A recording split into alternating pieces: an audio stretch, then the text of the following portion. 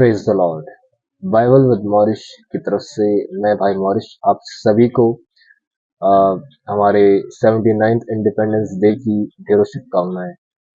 मैं आपको बताना चाहता हूं, आज से 2025 साल पहले हमारे प्रभु यीशु मसीह इस पृथ्वी पर आए। और बाइबल ऐसा बताती है कि जब वो हमारे बीच में आए, तो जब उन्होंने अपनी सेवकाई आरंभ की 30 साल की उम्र में, उस समय कुछ चेलों का जो चुनाव उन्होंने किया।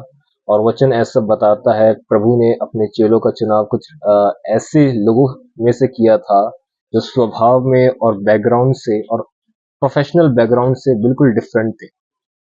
उदाहरण के लिए मैथ्यू, जो कि रोम के लिए टैक्स कलेक्टर था, और सिमोन जुलोतिस जो रोम के खिलाफ था। आप समझ पा रहे हैं? एंड पीटर जो मछुआरा था, और उसी का कॉम्पिटिटर था जॉन, और उसका भाई जेम्स, याकूब।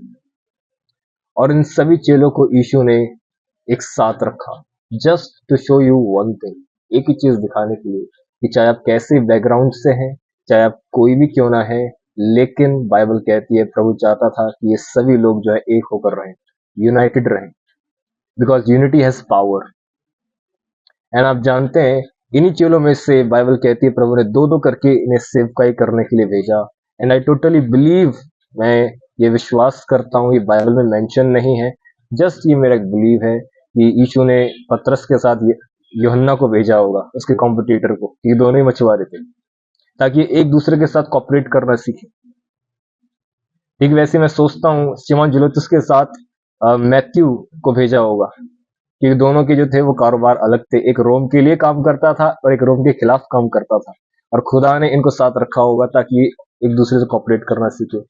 मेरे भाई और बहनों, इससे कहते हैं चर्च। आज चाहे हम कहीं से भी क्यों ना हो, कैसे बैकग्राउंड से क्यों ना हो, लेकिन हम चर्च के अंदर यूनाइट हो जाते हैं, एक हो जाते हैं। एकता में ताकत है।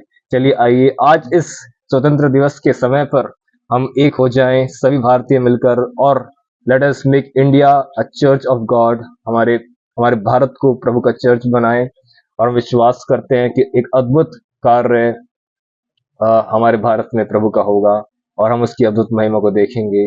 We bless India, we bless our nation in the name of our Lord Jesus Christ, and we bless you too. Thank you so much.